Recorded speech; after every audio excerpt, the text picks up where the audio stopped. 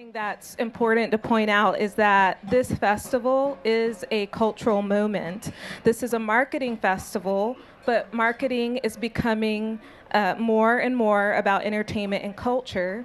And Cannes Lion is adapting to this and becoming more of a cultural conference itself. Why does this matter?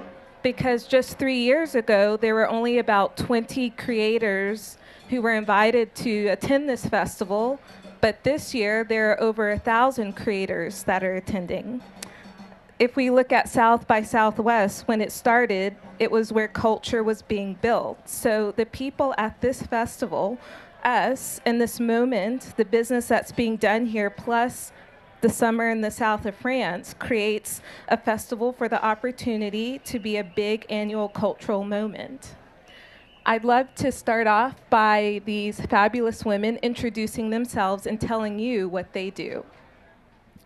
Hi, my name is Madeline. I'm like, what's my name? It's so hot, I can't remember. My name is Madeline DiNono, and I have the privilege of serving as the president and CEO of the Gina Davis Institute. And we are changing the world one story at a time using data. I'm Remy Stiles, CEO and co-founder of Kepler. We are a media agency. Our tagline is the future in focus. We're always looking around the corner and understanding where media and marketing is heading and how we can innovate with our partners. No. Hello, everybody. I'm Marilise Campo. I'm the global CEO of Sidley. Sidley is a creative agency. We're actually a group of 8 creative agencies within the Sidley family globally. And we offer multidisciplinary solution to our clients. Okay, so this question is for whichever 3 of you would like to answer. The phrase culture is the new currency is gaining traction in business circles. What does it mean to you, and why is it becoming more and more important than traditional brand building approaches? I can go if you want to. Okay. So I think for a creative agency, culture really means relevancy for consumer, and that's how a brand can grow and build trust.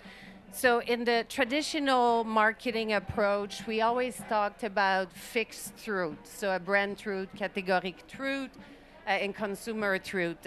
Nowadays, it's a lot more about motion and understanding how culture evolves. Culture is not demographic. It's not a checklist.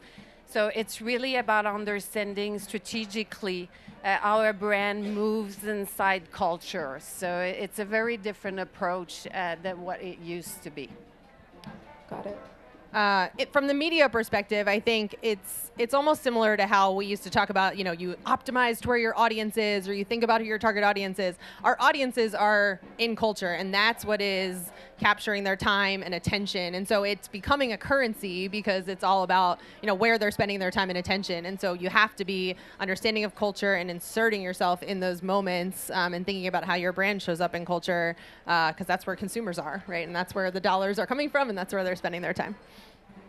Remy, do consumers trust brands today because of what they sell or because what they stand for? I have to say both. Sorry, I'm not not picking one. I think, depending on who you talk to, it's like, is product first or is value first? I think the reality is for all brands these days, it simply just can't be one. I think for a lot of people, values come first and they won't even shop or look at a brand where they're not value aligned, but then the product has to hold up, right? You have to still buy it and feel good about the product that you bought. I'll just shout out one of our clients, Rhone, which is an apparel company, and they're all about mental and physical fitness. And they have a campaign and an initiative called the 12 Pursuits. So every month is about sort of a different wellness theme. So 1 month is breath work, and 1 month is fitness, and 1 month is, healthy eating or socializing. And, that is their brand truth. That's actually something they've been doing internally for years. And it's very value aligned and core to them. And so, it's now something that we're bringing externally to the market as a campaign for them. And so it's talking about their values and who they are are and the things that they really put their time and energy behind. Not necessarily with a sales goal attached to it, but obviously they are a company that sells products. But then you feel good about the products, and then you buy the products and realize they're also great, and then you buy more. So I think they're so interconnected these days that you can't. It's both. Do you use data, or is data a big part of how you choose to look at how brands are positioned within culture? Yeah, for sure. I mean, from a media perspective, everything we do is about data. A lot of days I feel like we're the math nerds at the table. We're always understanding the lift in sort of the moments, right? And so like tracking, in our world, it's all about incrementality, and so understanding what incrementally happened versus what would have happened anyway, and how did one culture event do versus a different one, and really just understanding sort of those trends over time. So yeah, I mean, everything we do is looking at the data and what happens from the consumer perspective. Great. Okay, so turning to AI and how it's reshaping creativity, Mary Lise, how is technology, particularly AI, changing the way brands understand and engage with culture? So our point of view at Sidley is that AI is an enabler of creativity. It gives our creative team the possibility of creating and producing things they couldn't before. So it helps the storytelling, it scales idea, it goes deeper into personalization, precision. So a great example of that, we have a client, Electronic Arts. They release a game which is called Battlefield 6, a big competitor to Call of Duty. In the gaming culture, it's extremely important to show the result of your destruction. You've heard the expression, show me the receipt. It's something very important to that culture. I'm not a gamer, so I'm just speaking on behalf of the gamers. So what we did with the help of 7 AI agents, we were able to not only validate destruction, but then give a value on everything that was destructed, then compile that into a receipt, and in less than 10 seconds, every gamer received their destruction receipt. So that was never done before, and that's really AI giving the creative the possibility to do something that would have been impossible before, and really rooted into a cultural insight when it comes to gamer. The gamers are now asking Electronic Arts to put that feature into the game because they really saw it as an added value. One of the things that we're looking at is bias in generative AI, because it doesn't matter what platform, type in scientist or type in, and it's the most horrendous images, and especially when it comes to women and BIPOC people. So we're looking to do a bigger study to just quantify it, and then we're looking to build out prompts that we can make available for people so that if they are going to do generative AI, at least we can help them with some guardrails. Just to build on that, I was at a dinner the other night where someone was talking about that exact issue and how important it is for everybody, but women especially, to be using generative AI, because otherwise it's not learning off of questions we ask or the follow-up question, or like, well, I don't really agree with that, and I think my opinion is, but it's going to just keep learning the behaviors based on what it gets fed. So just like shout out to everyone to use generative AI so it learns all of our different behaviors. And if I can just quickly build on that, I do think that as creative agency, we do need to make the commitment that there's no product going out that doesn't have some human involvement and judgment. AI is not the solution on its own. It's just enable creativity, but it's not creativity. And to what we just said, it's extremely important that we watch what is being created. Yesterday, I moderated a panel where it was themed AI and sound, but we were talking on the point about how a benefit maybe of AI is that it's going to create experiences where we'll all be able to, do more experience. Maybe hospitality will rise as a result. I'm curious, in your companies, is that something that you are thinking about with your clients or at the Gina Davis Institute on how AI may lead to experiences and us becoming more communal in a way? I don't. Are you talking about like a digital theme park? Like, I don't know if I know what that means. Digital theme park? No, well, AI and how a positive of it, and because people tend to judge it that it is going to take jobs, and but a positive of it is that we'll be more communal and we'll have time for each other. Meaning, like, we'll be able to do our day jobs more efficiently, and then actually be able to, have time for the in real life experiences. Exactly that. Yeah. Is that a factor, something that you think about with your clients? I don't think we've thought about it specifically with that angle. I think, for an agency, I think we've been thinking a lot about how, there's, the reality is today there still is a lot of manual work that has to happen just to get campaigns out the door. And so how can we automate and use AI to do those jobs more efficiently so that everyone can do more like neck up, type strategy work and thinking and spend time with clients and host events or do real life engagements. And so it's sort of like, what time does it free up to go do more sort of value add work, as opposed to, not belittling the manual work. It has to happen, but hopefully AI can help, sort of reduce some of that load. Got it. Turning to trust and authenticity, which has an impact on brand value. Madeline, many brands want to participate in cultural conversations. I'm sure you've seen this at the Gina Davis Institute in ensuring representation in media and entertainment. How can they do so authentically without appearing opportunistic? So just going back to kind of where you started, to me, culture isn't necessarily king, it's community, because that's what culture means. And for brands, it's about moving from transactional to relationships. So that's the shift. And when people do it really, really well, they're really engaging. So that's kind of what they have to look at.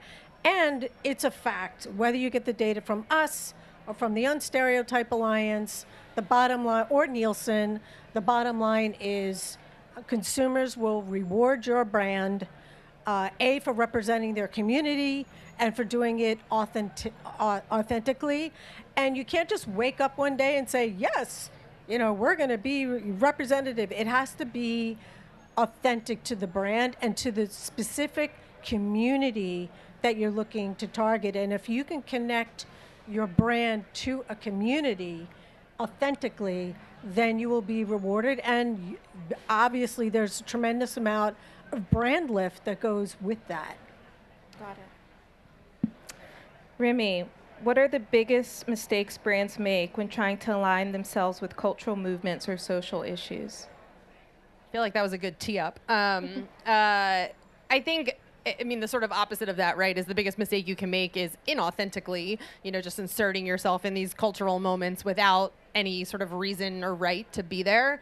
To build on what you mentioned, I just saw a case study last week of Say Beauty. So the founder of Say Beauty, shout out, I'm not a Knicks fan, but shout out to the Knicks. Went to a Knicks game early in this, sorry. Everybody's a Knicks fan now, I guess. But she went to a game early in the season with her kids, and she was looking around the stadium. She was like, wow, there's so many women here, and no brand is speaking to women. And so she inked a deal really quickly with the Knicks to be like the first ever, beauty sponsor of the Knicks or whatever it was. But it was the only brand actually speaking to women at the games. And, little did she know, it would go on to be quite a successful season. And so now, but that was like a very authentic play that came from an insight that she observed just looking around the stadium and seeing who was there. And I think that's just such an awesome story of like how you don't do the mistake. Like, and then everybody, the mistake maybe is, after the Knicks won, everybody's like congratulating the Knicks and like putting up billboards everywhere all over New York with just, their brand sort of slapped on it, which is nice, but, it's not an authentic engagement that's actually going to drive a long-term relationship. So I think just finding those sort of core insights early and showing up in a way that like really speaks to your core values is how you do it right. Madeline, back to you. In an era of transparency and social media scrutiny, how quickly can a culture a cultural mishap erode trust? In nanoseconds. And we're not about shaming and blaming, but I'm sure all of you, can think of some like just horrendous blunders, and you just wonder like, what were they not thinking about, or who was asleep at the wheel? So it's instantaneous, and people will turn on you. And then the other thing is, with the creator economy, now you have all these influencers. So it's not and it's just literally within nanoseconds, things can just explode. Remy, I'm curious, with your last statement, how is it that a brand can stay ahead of the curve and catch those cultural moments so they can seem authentic? Yeah. I mean, it's hard to do. I think you have to sort of like build like almost process into your organization to keep your eye out, really understand your consumer insights. I think like the Say Beauty example was just core. Like they knew who their customer was, they knew what demographic they were going after, and then they observed like where that audience is, like back to culture, like spending their time and attention in these cultural moments. And so I think you have to really create like systems around how you identify that, have the right, sort of insights and polls, social listening, but just also, observing. And it's why things like having a diverse team are important, right? Because you have to have perspective from all different sides, and I don't think there's one answer to it. It's more sort of like creating that behavior within your organization. Marie-Lise, do you have any thoughts on that? Well, it just made me, because I was thinking of what's the most important thing today for a creative agency. And it's actually all about the cultural intelligence, which starts with having the right people, as Remy said, highly diverse group of people. Also highly curious, because the world today, as I said, culture is in motion constantly. So it's no longer, I put an insight on a brief and then 8 months later it's relevant. So people need to constantly look at the evolution of that movement that they're, and as we said, culture is people, right? It's driven by people. So that adds another level of complexity. So I think it's cultural intelligence, that it's both talent and, as Remy said, also system you put in place within the workforce to be able to monitor all that. But it's a very different world when you're a strategist today in a creative agency. I'll just say quickly, too, from an agency perspective, you have to get buy-in from the brand. Like, we're often talking to our brands up front, like, okay, if you're going to want to move on these cultural moments, we need alignment on how to do that and do it fast. Because it's not it's not a brief that then gets 30 days, for approval, and then we submit creative, and then it has to go through review. Like, you can't wait. And that's, I think brands are sort of like figuring out how to build that muscle to be able to move at that speed. But, many are. Yeah. Turning to how women leaders are redefining global media and communications, Marie-Lise, how are any leadership behaviors for women critical for building cultural-driven organizations? So, the creative agency world was led by a lot of men for a very long time. I do think as women, I personally feel I brought a notion of collectivity, inclusion, and diversity, which, there's many report too that shows, McKinsey, BCD, that the more diverse your team is around you, you'll be making better decision that has better impact in culture and society, and you'll be just a more effective leader as well. So I do think that new balance of seeing more women leading that industry that has so much impact in the world, right? Everything we do impacts someone. So to have a better balance in the gender is a real positive result of what's happening today. For sure. Like, just even with this festival, it used to be totally male, and now I don't know if it's half men and women, but there's a lot more women here, and it's great. You're hearing diverse voices, issues that affect women in the marketing space. So, yeah. Remy or Marie-Lise, how has the CEO's role for women evolved in shaping brand trust through culture? I can start. So I do think what I was saying at the beginning, and I just said it, like strategy in our world has evolved. And one of the things that as the CEO I was looking for is to have our head of strategy, our chief strategy officer, someone that had a total different background than the past. So we now have a woman named Shireen Lada. Her background is actually she was a ballerina. She is from India. She's highly connected to the culture around the world, and she's the one that developed that new approach that was no longer rooted into truths. And she really, to your point, Remy, challenged every client we have to say culture is not something fixed. So if you want to move ahead and be relevant in the world, you got to move in motion constantly with us, which is a different type of relationship, as you can imagine, but once that brings so much more positive result. Any thoughts?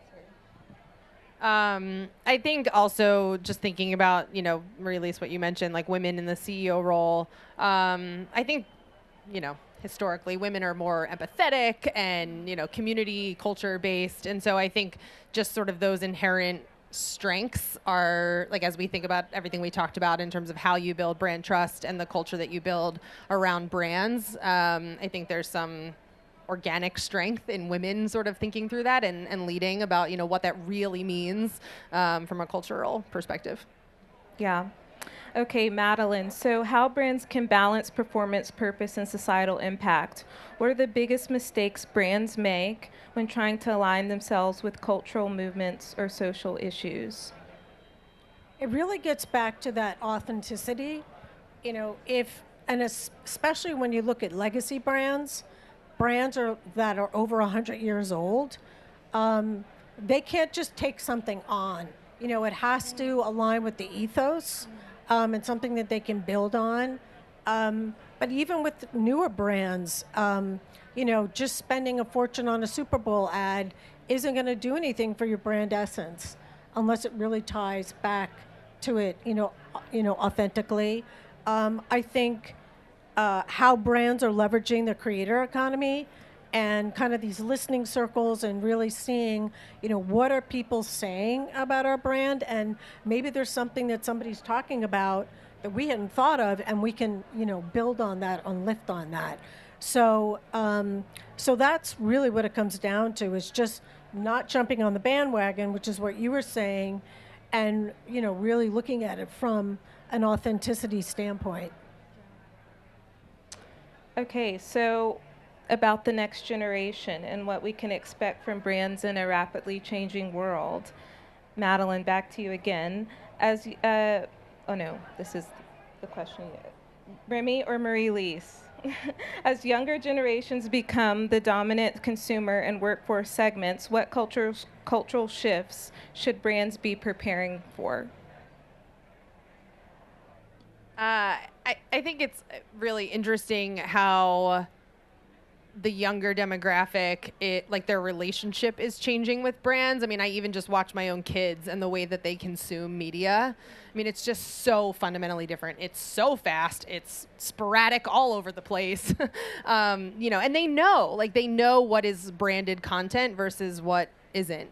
And I think, they require, especially like older sort of Gen Alpha, requires those value aligned, very deep in trust relationships with brands, but also it kind of consumes them. So it's like even easier, I think, for them to really tune it out. So really building those long standing relationships and figuring out how it's like a two-way engagement, I think is going to be really critical for that generation who's just, they spend so much of their time in some format of media.